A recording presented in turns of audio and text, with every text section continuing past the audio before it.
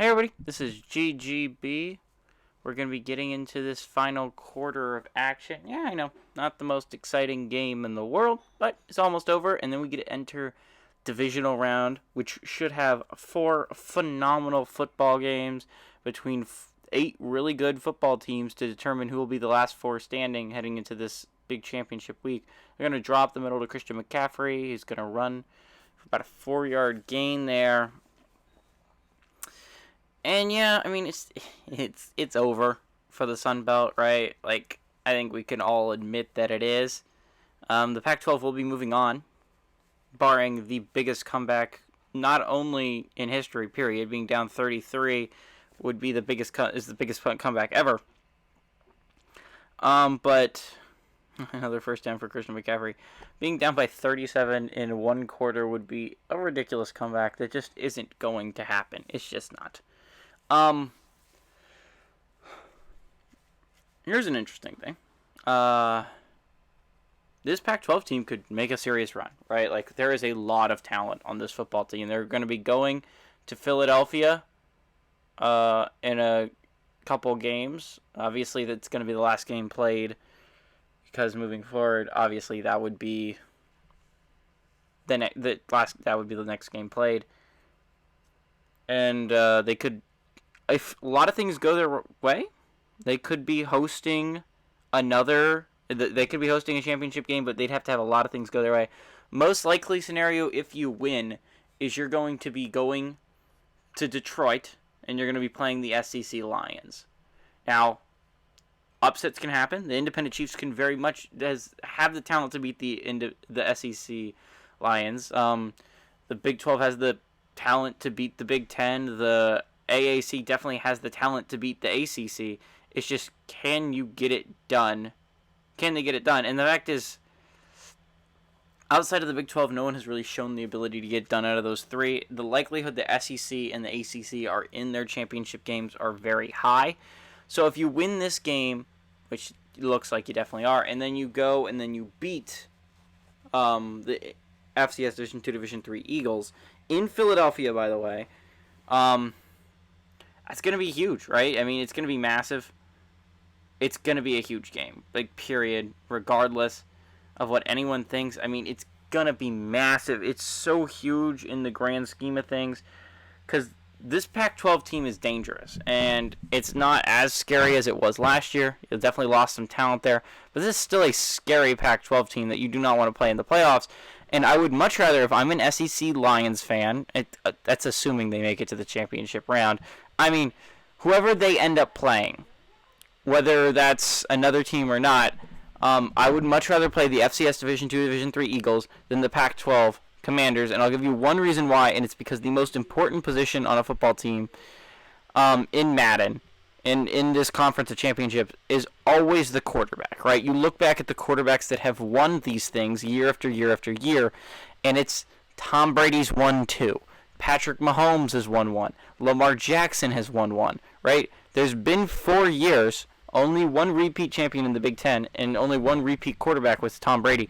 You look at the quarterbacks, and they've always been, it was Lamar Jackson's MVP year. It was the year Patrick Mahomes went off, right? You look at these years, they're all quarterbacks that are really successful, that have won these championship games and won a conference of champions. The fact is, the FCS Division 2, Division 3 doesn't have that, right? They're carried by their talent on their defense. Their offensive line stacked. Their receiving core is stacked. Cooper Kupp and Tyreek Hill on one team is insane. But the fact is, Jimmy Garoppolo is not the quarterback that takes you to the next level. He has made a lot of mistakes in the past. And is this the year that maybe he finally gets some of that edge? Maybe the FCS Division 2, Division 3 Eagles finally do push themselves into a position where they can win a championship game, or even make it to their first championship game. Maybe that happens this year. But the fact is, to do that, you're going to have to go through a really tough Pac-12 team. And in my opinion, if I'm the SEC or whoever they end up playing, I'd much rather face this FCS Division 2, Division 3 team. Well, it is a really good football team that is just led by a lackluster quarterback in Jimmy Garoppolo. I'd much rather face that team than this Pac-12 team that is solid all around. It's not spectacular in any one facet, but it has a star quarterback in Justin Herbert. I wouldn't want to play that. Maybe that's just me. But if I am an SEC Lions fan and I'm looking for who I want to end up playing if I make it past the Independent Chiefs, which is very much a maybe. That is a very good football team that you're going to end up facing. Let's check down underneath. It's going to be a first down. It's going to be a face mask. But yeah, I feel like that's what I would take away. But like all the games coming up are huge, right? Definitely the path to the championship's always easier for the 1 and 2 seeds, right? Because there's those top 6 teams, right? And then after the Big 12, it's a drop-off in talent, right? Let's be honest here. The AAC is not as talented of a team as the Big 12 is. It's just not. So normally the 1 and 2 seeds, well, that's this year the SEC and the ACC are given easier paths to get to that final game. Then let's say a 3 seed, who's like the Big 10 has to face the Big 12, who's been a very good team, or the 4 seed has to face a 5 seed that is very good in this Pac-12 team, right? It's tough to say who's going to win games like that simply because of how good both these football teams are, right? You're going to have to go through a tough team if you're the Big 10. You're going to have to go through a tough team if you're the FCS Division 2, Division 3. Not to say the Independent Chiefs and the AAC Falcons don't have AAC Buccaneers don't have that talent, right? They don't have the talent to match up with the ACC and the SEC. They definitely do. The Independent Chiefs are a scary team. The AAC is a scary football team. The Independent Chiefs, because of how explosive you know that offense can be with Zach Wilson at quarterback, like that is a good offense, and it's going to be a scary offense if I'm the SEC Lions. On the other side, the AAC is just a team that seems to somehow find ways to win football games. They don't do it in spectacular fashion. Desmond Ridder made his fair share of mistakes against the Conference USA Giants. They just did just enough to win that football game. They've been winners lately in this Conference of Champions, and that's a team that right now I wouldn't want to face. Desmond Ridder is playing good complementary football. The team as a whole is playing really well. The AAC defense is knocking it out of the park. That is not a team I super want to play in the future either. But the fact is, would you rather play one of those two teams, or would you rather play this Big 12 49ers team that I understand might not have Patrick Mahomes, but if they do have Patrick Mahomes, they're really scary. Even without Patrick Mahomes, Jalen Hurts is a crazy good quarterback, right? You have all these good factors. If you are a Big 12 fan, Heineke's going to keep it. He's not going to run very fast, and he's going to get a gain of a yard. But, like, you have all these... you obviously would rather play the AAC Buccaneers or the Independent Chiefs over the Big 12 or the Pac-12, right? And that's not an insult to the AAC and the Independent Chiefs. They are just lesser opponents, but they are still good opponents. They're going to be tough outs for the SEC and the ACC regardless. Rounding up the middle is not gonna. It's gonna get good amount of yards. 5. Gonna get to 3rd and 4 with 8.5 left to go. And this quarter's really been flying by. Luckily, I mean the game's basically over. Can the Sunbelt Chargers put up more points though? Put up more than 7 points in a playoff game? Can they get to double digits? Shotgun here for Heineke. Running back to the left. Take the snap. He's going to have time. A lot of time. Forever in the pocket, actually. He's going to try and scramble. Throws on the run. Incomplete. Trying to force the ball. Could have had the first down with just his legs. Game's over. So I would just kick the field goal. But I don't know what the Sunbelt Chargers are going to end up doing. Ooh, they're going to go for it. 4th and 4. Shotgun for Heineke, running back to the left of him. Takes the snap. Has a guy underneath. He fumbles the ball. The offensive lineman dives on it, but it doesn't matter. Kayvon Thibodeau gets a sack. I mean, it's interesting, right? Because there's just so much talent on the Pac-12 defensive side of the ball. I would be surprised if they don't cause the FCS Division 2, Division 3 Eagles some havoc, right? I mean, I get it. Their receivers are insane, right? Like, it is going to be very difficult to try and cover both Tyreek Hill and Cooper Kupp. You're talking about 2 of at least the top 7 receivers in the entire National Football League is on one football team. That's going to be really hard. But on the other side of it, this is a good Pac-12 defense, and I legitimately think they have a good chance of shutting them down.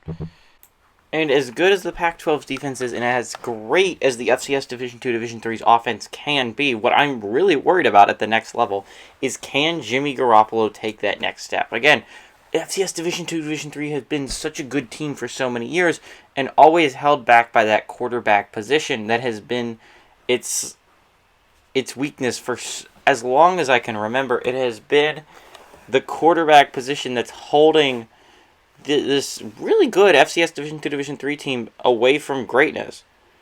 It's really disappointing to think about. I mean, just like how good that team could really be if you get a really good quarterback on it. And I don't know if we're ever going to really know that, right? Like, it's kind of crazy to think about, but are we ever going to actually see an FCS Division II, Division III team with, like, a superstar at quarterback, which we see from all the other conferences, right? You look at the SEC, Joe Burrow's leading that charge, and he's a superstar. You look at the ACC, Lamar Jackson, he's a superstar. Tom Brady's a superstar. The Pac-12 has Justin Herbert, who's a superstar. And the Big 12 has Patrick Mahomes, who is a superstar. And so what's really interesting, if you list those top 6 teams, 5 of them have superstar quarterbacks. Every single team that's won a championship so far has had a superstar quarterback. The only team that is consistently a threat to any of these teams that doesn't have a superstar quarterback is this FCS Division II, Division III team, and it's because the rest of the team is so good that it makes up for it. Now, we could be talking about something very different next year for the Big Ten when Tom Brady leaves, Tom Brady's retired, and you're going to have to move on to a player like Kirk Cousins. Your quarterback's going to be someone like Justin Fields. It's going to be that next generation. Probably Kirk. It could be Fields, depending on how well his season goes. And it might be Russ, depending on how that season goes as well. I think Kirk's a top 10 quarterback right now in the NFL. I don't know if I classify him as a superstar at the quarterback position like the other guys I would.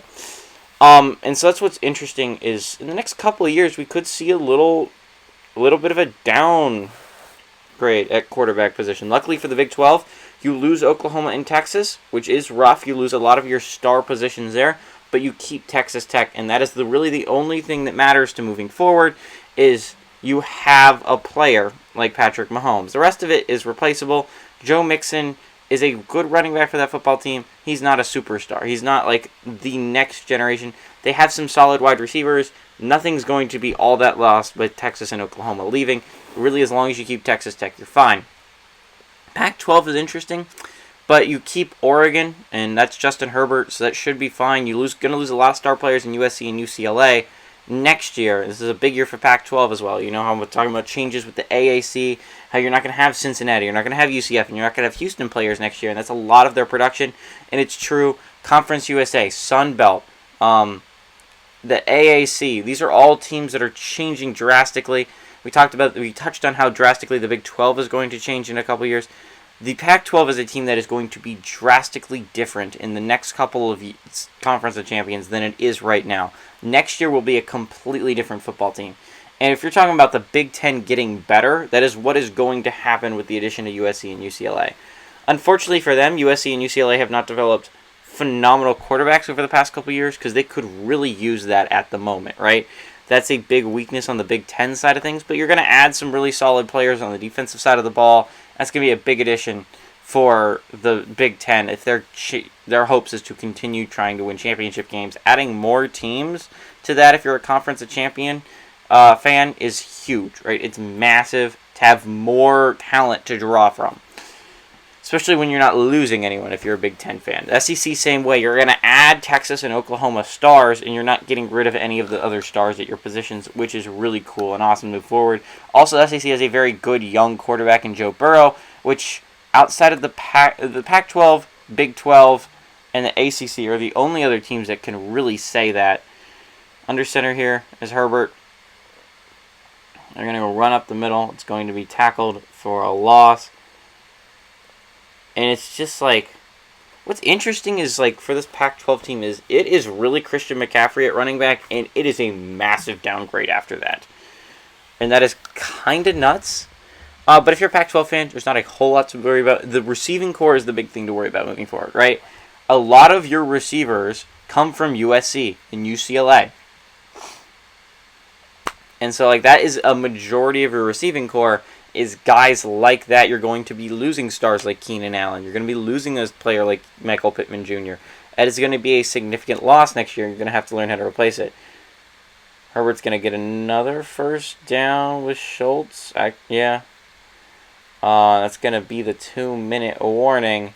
And if the Sunbelt Chargers would just be fine with it, the Pac-12 could easily just take knees and end this football game and let it all be over.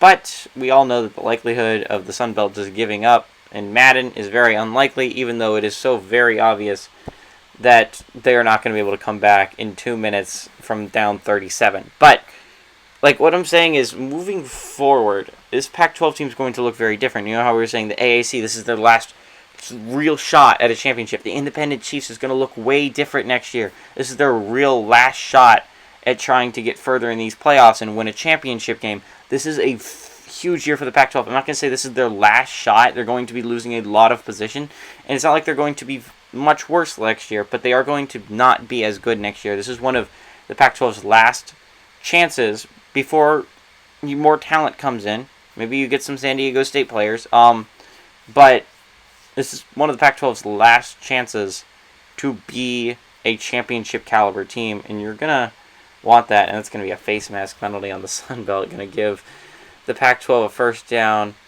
But yeah, like, this is one of the last opportunities if you're a Pac-12 fan to go and win a championship game, which would be crazy, right? Like, this is a team that's never won a championship before. This is a Pac-12 team that was so close last year and fell just short of the Big Ten. And so I think this is going to be really interesting moving forward, is can the Pac-12 win their first championship game? The SEC has a plenty long life, even though they've come up short every year, despite being the 1 seed most years. And it's kind of crazy how much they underwhelm in these Conference of Champions. The Big Ten is consistently great. The ACC is consistently great. I think this is going to be a really interesting playoffs moving forward. They're going to hand off up the middle with Christian McCaffrey. He's going to get tackled for a gain of 2. I got about a couple more plays here, and that's going to be the end of the game. And the Pac-12 will be officially moving on. I hope everyone enjoyed this game. Stay tuned for the next game, which is going to be the SEC taking on the Independent Chiefs. This should be a really good football game. Independent Chiefs have an insane offense. The defense for the SEC is also crazy. The defense for the Independent Chiefs came up with a lot of big plays in the Mountain West game, and they're going to have to come up with a lot of big plays in this game. But the SEC Lions offense should also be very, very good. That should be the last play of the game if they use this clock correctly, which they should. So I'm going to say this right now. We have 30 seconds left. Everybody, this is GGB. I hope the Pac-12 all the luck going forward. I think Pac-12 FCS Division 2, Division 3 is going to be one of the best games of all of Conference of Champions. It's always a thriller. It's one of the best rivalries in this Conference of Champions. I hope everyone enjoyed this game. This is GGB saying adios amigos, and all the good luck in the world. Go to the Pac-12 next round. Thanks. Bye.